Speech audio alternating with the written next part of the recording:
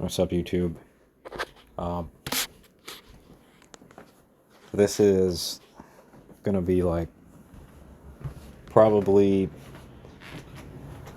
one of the best videos I'm ever gonna have made on this channel. As it turns out, I was wrong about something. I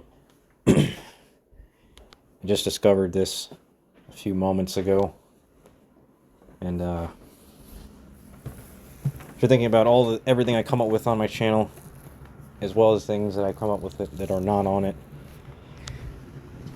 all I can say is that I've refuted this before on my channel in really early parts of it.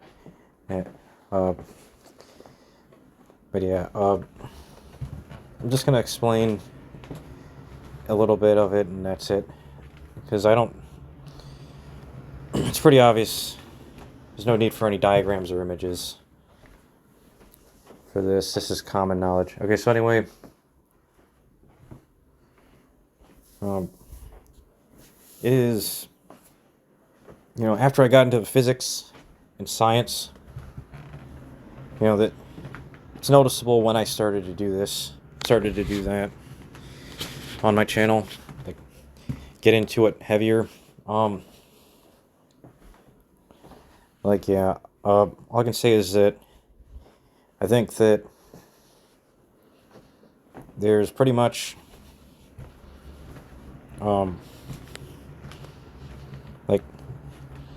no reason to believe that when the brain that you have makes you and you have a choice. I used to say that, it comes down to two things. What is the issue you're dealing with, and how severe is it, and how do you want to respond to it? I would say, if you have an issue that's severe, the more severe it is, the more you have to respond to it with severity. And that by the laws of physics, by the laws of everything and logic, it's not possible by any means to resist. Because, if you have a problem and the more severe it is, you're going to get so, how do you say it, really annoyed or afraid or overwhelmed. But that's not true, because, the funniest thing is, in this, it's pretty much been behind my actions on and off this channel and others. The brain, and I got into the physics and science of particles, like velocities, and again, every physical thing is consistent with these particles, their velocities, and you can't change it about reality and physical reality. So they're gonna do is they're pretty much just gonna how do I say this?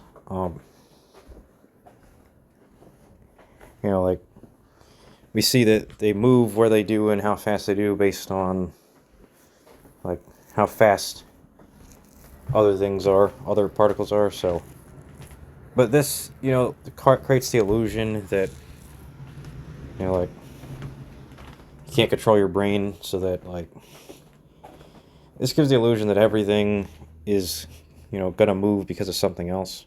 It's just, if this throws you off, you're gonna be led to believe that you can't make the particles not ricochet and heat up in response to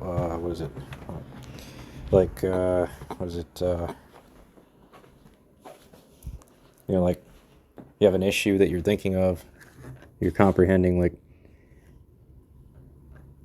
you don't have to when you have it in your mind, it's pretty much just your conscious, I don't know, how do you say this, it begs the question of what even makes it so that the particles move. You know what I'm saying? Like, how are the particles going to move? How is it that when you how do you even begin to have desire to make them to dislike the problem that you have? Because if you don't dislike the problem that you have, it's because you believe you have a solution for it. A solution so great that you don't have that. There's no reason to be traumatized by it. And if you do this, your brain will not release like the chemicals or whatever that would heat up the brain. So, like, it is a conscious choice. We're thrown off by it because, well, you would say, or what we're led to believe prior to that, we're led to believe that, you know, if a thing's going to move, it has to be moved by another thing. So we just say, well, it's just our brain, like,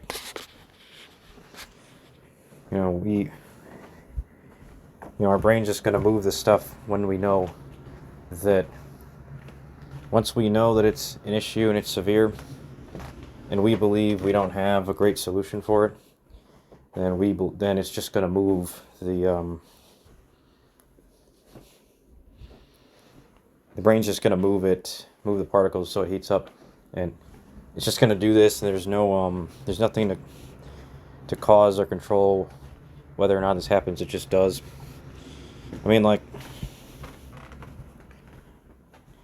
we'll say it's our conscious desire to believe that that's what's going to happen. We would say, well, if we have the conscious desire to believe that's how it works, whether or not we have this conscious desire to believe this, that's what the brain will do. It's kind of like saying the brain will just do it. We wouldn't say the brain is just going to do it. We'd say, a lot of people would say it's the God or God's willing the brain to do that, which is still a reason. When people believe in gods, they say the gods or God will it, or higher beings will it to do that. When you have the belief that it has to do that, but that's not true, because you have to understand something. If you don't want to believe that it has to do that, if you don't want to, just do it. Just sit there and decide to say, I don't want to believe that it does have to do that. And no higher beings are going to interfere with divine intervention to do that, as far as I'm concerned. In fact, even the beings in these man-made texts, it's literally been said that they would not use divine intervention on a level like that to directly make a physical thing do anything like that. I mean, some parts of them say that, other parts don't, because they have contradictions, of course, but all the more reason to not refer to what they say on the matter and just go by, uncoincidentally, what physics and science tests show before trusting anything else. The reality is, because of that, I think that there is pretty much no reason to fear anything moving forward.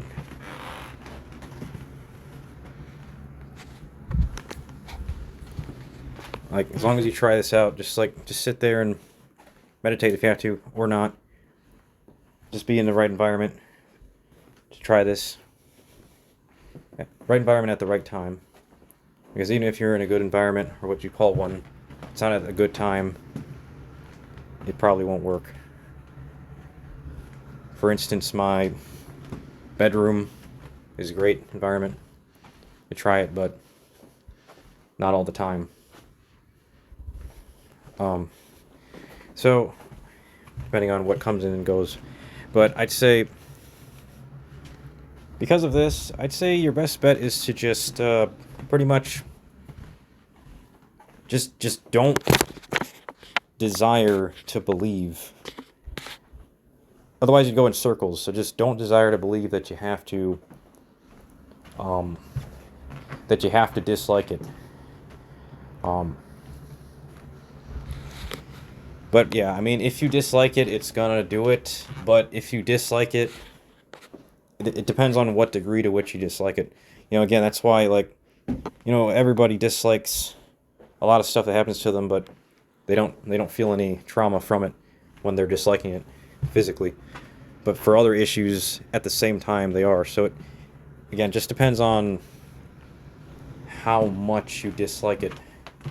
Intuitively, we control how much we dislike something by, like, physical muscle movements and stuff. So you have to control them. But again, this still begs the question of what does desire even come from? Because we, again, we desire to believe this, we desire to believe that. Well, desire, as I've gone over, is another physical thing, as everything's physical. Every physical thing is controlled by another physical thing, as I've gone over and given evidence for. So physical desire is a part. It's kind of like a combination of things. It's your physical, controlled by your physical organs. How they respond to each other and their temperatures, as well as it's your consciousness is, and again, I said consciousness is physical. It's not. I've given evidence of that. Okay, so with that being the case,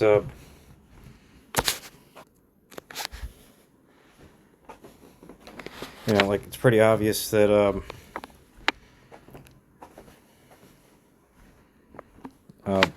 like, if your consciousness is physical, then you really need to, like, treat it as if it's a physical thing. I mean, I guess to try this out, you have to at least be willing to take a leap of faith to say that consciousness is physical. But yeah, like,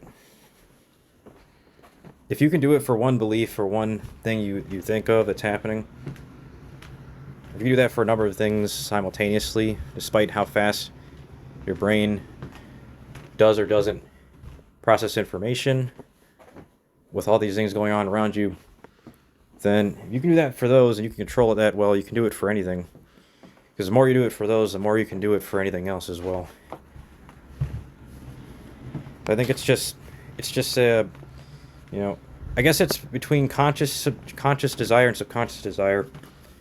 We have subconscious desires that interfere with this. It's much harder to do. So be aware that your subconscious desires can be doing this, going into this, because if you don't, it probably will not work.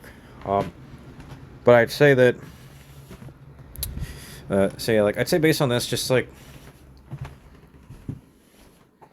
you really just have to remember that it's the case, because, again, the only exception to this, I'd say, is that if you don't have the right body for it, because, like, if we say that every time you remember something, it kind of, like, shoots heat into a certain part of your body just from remembering, from heat conductivity, then just from the sheer act of remembering something can heat up a certain part of your body, so that if you know of something that's an issue by remembering why it's an issue, because the sheer physical cost or the physical density of your brain particles remembering the issue for what it is will zap an organ between, like, a lower part of your body and the brain area. If you have a body that's like that, and I'm not saying everybody does or has to necessarily, then yeah, like, and just from doing that, like, for a lot of stuff we remember, okay, well, it doesn't take that much. This just goes to show that for some things it takes more to remember, and other things it doesn't. which I talked about for the brain. For some parts of some information in the brain, it takes a lot more, or some memories you could say in the brain requires more force to acquire it and to focus on it. So for the ones that require more, it's going to can have these particles zapped to the area. Well, this is pretty fast compared to the ones you do where it doesn't really hurt to remember. And so if it doesn't hurt to remember those, well, that's just those. So all the more reason to take care of your body, because what it takes for it to do the right thing for your brain, what it takes for your organs to do the right thing for your brain, really depends on the condition of your organs. So yeah, I just say that if you don't even know what your organs are like in terms of what I'm saying, you'd better start figuring it out. There's a number of ways to do that. Of course, go to the doctor. Or, study it yourself safely. But, of course, you got to remember that, you can't trust everything the doctor tells you, because they want you to just come back for more. And you can't trust everything you tell yourself necessarily either, or that non-doctors tell you. But the kind of stuff I put on my channel, I think, really would make it a lot easier to find out who is the best source of information, who can be trusted, to be honest with you about this stuff, to be honest enough with you to really make sure you know what your organs are like. I'm one of those people. I've given explanations and evidence for how average organs are like and how mine are like. But look, at the end of the day, I'm going to tell you one thing right now, and that's that. You might say that, remembering, the more that you remember, the easier it is to remember other stuff. I mean, it's true, but that doesn't mean that the more you remember, the less it hurts, the less you suffer at everything. It just means you suffer less at some things, but it doesn't mean you suffer less at everything. So everything has its pros and cons. So one part of the body, being cooled off from a physical process can cause another part to get heated up at the same time, or not long after. So it just it just really depends. So yeah, I just think that it just depends on your body, and I'd say that if you go to my hierarchy videos, this kind of falsifies this for my hierarchy videos. This kind of falsifies what I said in my hierarchy videos for some parts of it, because in those videos I said, like, okay, if you remember, then you're smarter. If you're smarter, you're just making every part of your body and consciousness easier to not get hurt. But that's not really not necessarily true. It just really depends. So I think when people say that you notice something that's traumatic, well, it's gonna have to hurt. Well, like they say, look, yeah, for some stuff, I think they are intuitively talking about, intuitively picking up on just some stuff for their body at the time. So yeah, I just think that depends on you, but I was gonna say that I think that yeah, that's about all there is to say for this.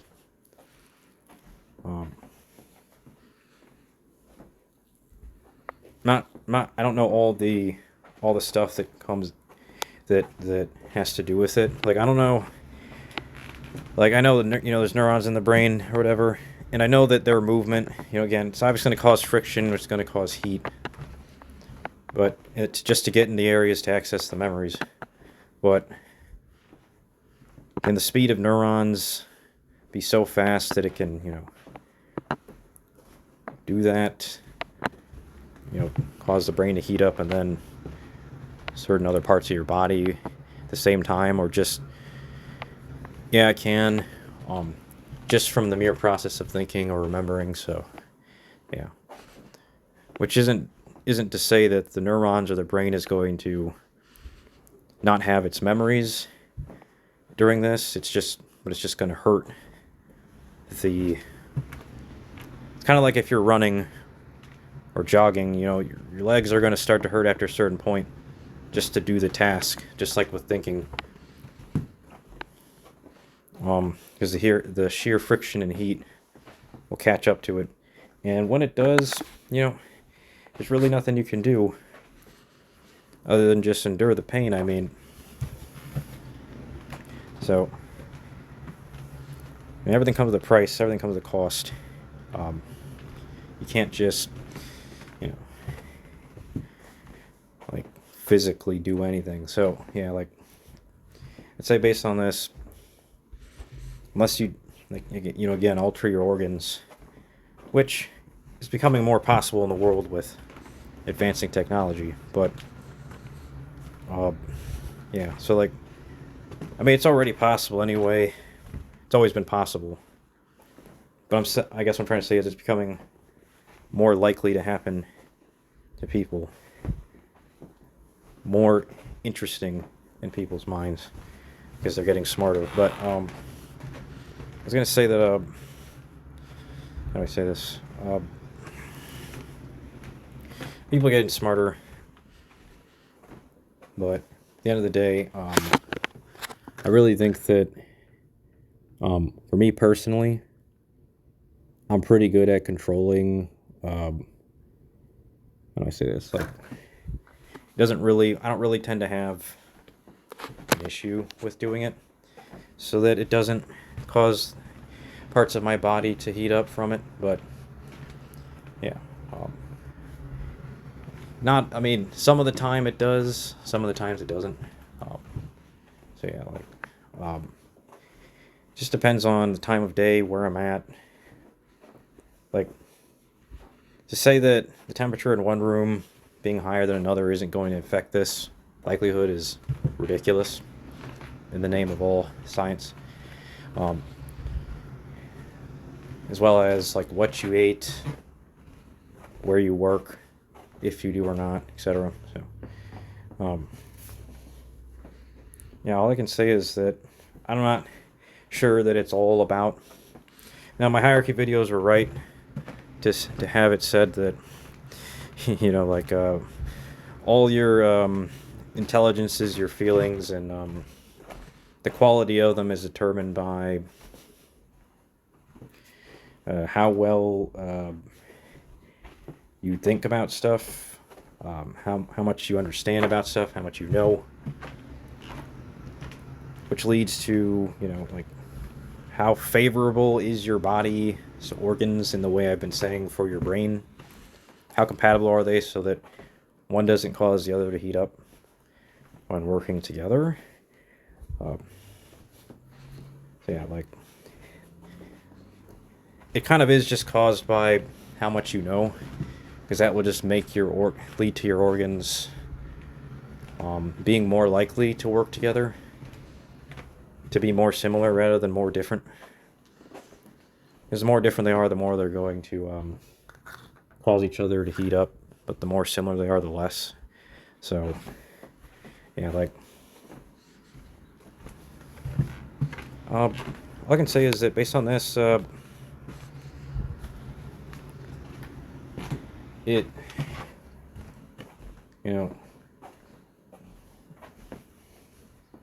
just really depends on a number of factors, but I think being smarter, it makes it happen more, but it doesn't, again, I don't think it necessarily always makes it happen more, to where that's the cost of thinking, the fatal cost. So, I really think it's just the fatal cost is, it's not all about, it's gonna, it only tells us that it becomes more likely to go wrong, or it becomes more likely to go right and have them not heat each other up if you were being smart and understand what's really true about reality. Like like all my theories, like, oh, okay, so I'm right about this and that, and you can look at all these theories and let's say they're true. Like, okay, but is this, just because I'm increasing the likelihood that, my organs and brain won't heat each other up when comprehending these theories as true, it's still going to happen, but it's going to happen less because it's becoming less likely. But just because you make it less likely doesn't mean you make it never happen. It just means it happens less often. So, but the more you make it happen less often, the closer you are to not happening at all after a certain point. So, because you're assuming that your organs are evolving, and I put my evidence forth for evolution anyway. So, but yeah, that's about it. All there is to say about this. Bye.